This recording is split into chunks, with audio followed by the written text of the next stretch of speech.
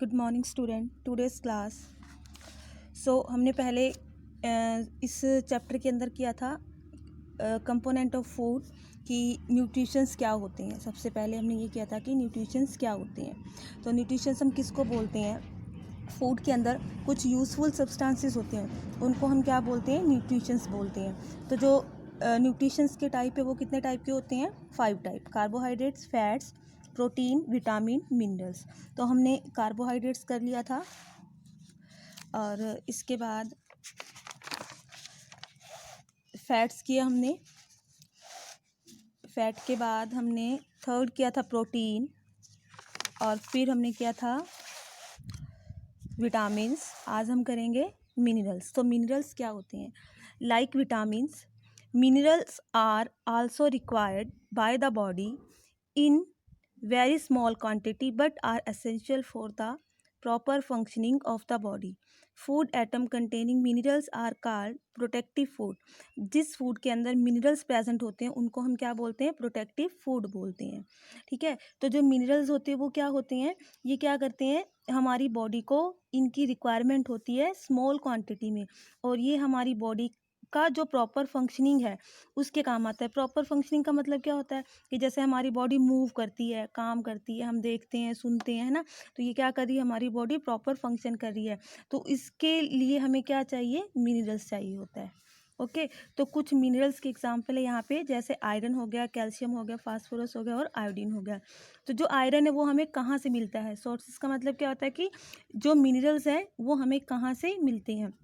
तो जैसे आयरन है, आयरन हमें कहाँ से मिलते हैं? स्पाइनिश हो गया, लिग्नस हो गया, जैगरी, लीवर, है ना, बनाना, यहाँ से मिलेंगे। कैल्शियम एग, मिल्क, चीज़, मीट। फास्फोरस चीज़ हो गया, मिल्क हो गया, नट्स हो गए, रागी हो गया। आयोडीन, आयोडाइज साल्ट जो होता है फिश और सी फूड, यहाँ से हमें ये वाले मिनरल्स मिलते हैं। और फिर इसके फंक्शन क्या होते हैं? Essential for the formation of haemoglobin. जो आयरन होता है ये किसके काम आता है? हीमोग्लोबिन को बनाने के काम आता है। और जो कैल्शियम होता है वो किसके काम आता है? Calcium essential for bones and teeth. Bones को मजबूत करने के लिए और टीथ को मजबूत करने के लिए हमें कैल्शियम की ज़रूरत होती है। और phosphorus to keep bones and teeth strong. Same. Iodine to prevent goitre and keep the body healthy. Okay, तो ये जो एक्टिविटी है ये आप लोगों ने क्या करनी है? सॉल्व करनी है। और उसके बाद है रफेज। रफेज क्या होता है? देखो, for proper digestion the fibre present in the food we eat is called the roughage. जो फाइबर खाने के अंदर प्रेजेंट होते हैं उनको हम क्या बोलते हैं? रफेज बोलते हैं। जैसे कि vegetable like cabbage, carrot, spinach, fruit like apple, orange, peach, whole grain and pulses are rich sources of fibre. Roughage has no nutritive value but is essential for our body. तो ये किस काम आते हैं? एक तो हमारी डाइजेशन, हमारी स्टमक में जो भी खाना जाता है उसको डाइजेशन कराने में हमारी हेल्प करते हैं। It help the body to get rid of undigested food. जो अनडाइजेस्टेड फूड है उनको बाहर निकालने के भी काम आता है। It regulate bowel movement and help food to pass down the alimentary canal properly. उसके बाद है water. Water to prevent dehydration. Dehydration देखो क्या होता है? It is impossible for living things to survive without water. जो लिविंग थिंग्स है वो पानी के बिना नहीं रह सकती। जैसे हमें पता है about 70% of the human body is made up water. जो ह्यूमन की बॉडी है वो 70% किससे बनी? बॉडी के अंदर क्या है? 70% वाटर है। It play an important role in the digestion of food. तो वाटर भी क्या करते हैं? कि इंपॉर्टेंट रोल प्ले करता है जब हम खाने को क्या करते हैं? डाइजेस्ट करते हैं। Water is needed to transport nutrients in the body. Water का क्या काम होता है? जो हमने खाना खाया उस खाने से हमें जो न्यूट्रिएंट्स मिले वो वाटर में जाके मिक्स हो जाते हैं और फिर वो सारा न्यूट्रिएंट्स प्लस वाटर क्या होता है? एक जगह से दूसरी जगह पे जाता है। तो इस तरीके से जो पानी है वो हेल्प करता है न्यूट्रिएंट्स को एक जगह से दूसरी जगह पे लेके जाने में। Water help to maintain the constant body temperature. पानी की वजह से जो हमारे बॉडी का टेम्परेचर है वो भी कैसा रहता है? कांस्टेंट रहता है। Water also help to eliminate waste out of the body in the form of urine and sweat. पसीना और जो हम वॉशरूम वगैरह जाते हैं ना तो वो उसके अंदर भी कौन हेल्प करता है? हमारी water. We get water from liquid we drink like milk, juice, tea, each.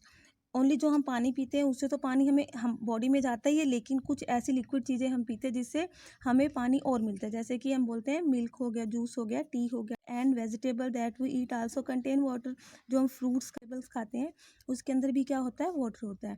Our body require 2 to 3 litre of water every day, हमारी बॉडी को रोज़ाना में 2 से लेकर 3 लीटर पानी की ज़रूरत होती है। Thus it is essential to drink 6 to 8 glasses of water every day, तो हमें क्या करना चाहिए, डेली 6 से 8 गिलास पानी पीना चाहिए।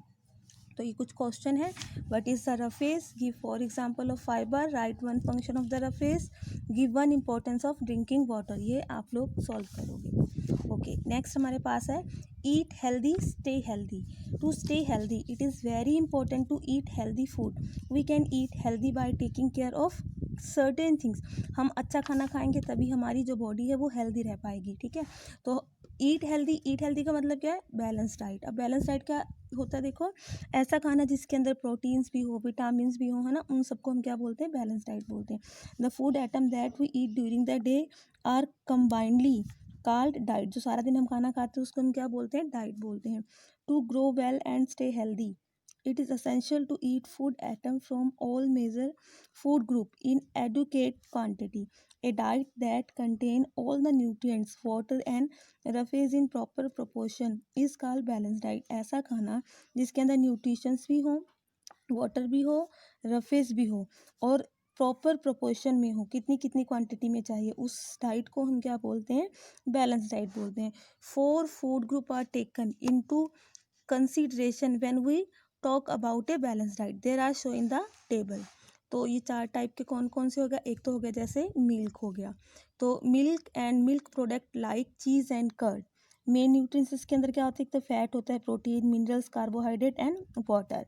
Vegetable and fruits, food item vegetable and fruits होगा और इसके अंदर क्या होंगे, carbohydrate, vitamin, minerals and water. Cereals, rice, bread, chapati, इसके अंदर क्या होगा, carbohydrates, protein, pulses, meat, beans, peas, तो इसके अंदर क्या मिलेगा हमें, प्रोटीन एंड फैट। तो बैलेंस डाइट क्या होता है हमारे पास, ऐसा खाना जिसके अंदर हमें न्यूट्रिशंस भी मिले, पानी भी हो और रफेज भी हो और वो भी प्रॉपर प्रोपोर्शन में हो, उसको हम क्या बोलते हैं, बैलेंस डाइट। तो हमने 4 ग्रुप बनाए हैं, जैसे मिल्क हो गया, वेजिटेबल फ्रूट्स हो गए, सीरियल्स हो गए, प्रोटीन हो गए। अब ये हमें कहाँ से मिलेंगे, इन चीज़ों से मिलेंगे और इनके अंदर से हमें क्या मिलेंगे, ये मेन न्यूट्रिएंट्स मिलेंगे। Clear, okay. A balance diet varies with age, sex and the kind of work a person does. For example, growing child and pregnant women require diet rich in protein as protein, जो child बड़ा हो रहा है, जो बच्चा, जैसे आप बड़े हो रहे हो, है ना, और कोई प्रेग्नेंट वुमेन है तो उनको ज़्यादा कौन सा खाना चाहिए, जिसके अंदर प्रोटीन ज़्यादा होता है, हमें वो खाना खाना चाहिए ताकि उससे जो नए सेल हैं वो जल्दी से बन जाएं। A labour doing physical work require more carbohydrate, जो लेबर्स होते हैं ना, जो सारा दिन काम करते हैं तो उनको ज़्यादा अपना शारीरिक रूप से काम करना पड़ता है, ठीक है, तो उनको क्या चाहिए होगा, carbohydrate. As he need more energy, ताकि उनको ज़्यादा से ज़्यादा एनर्जी मिल जाए। Okay, cooking food properly, cooking food properly to prevent loss of nutrients. देखो हमें खाने को अच्छे से पकाना चाहिए, ना तो कम पकाना चाहिए ना ज़्यादा, क्योंकि अगर हम कम पका लेंगे तो भी हमें न्यूट्रिएंट्स नहीं मिलेंगे और ज़्यादा पकाएंगे तो भी उसके जो न्यूट्रिएंट्स होते हैं वो सारे डिस्ट्रॉय हो जाते हैं, ठीक है। Other than eating the balance diet it is important to cook food properly. Balance diet तो ले रहे हैं लेकिन इसके साथ हमने ये भी ध्यान रखना है कि जो हम खाना खा रहे हैं उसको हम पका कैसे रहे हैं, तो उसको भी हमने क्या करना है, अच्छे से पकाना है, so that the nutrients present in it are not lost or destroyed in the process. Food should be cooked in just enough water, ज़्यादा पानी भी नहीं हमने डालना, so that excess water does not have to thrown away, अगर हम ज़्यादा डालते तो वो क्या होगा, बाहर आ जाएगा।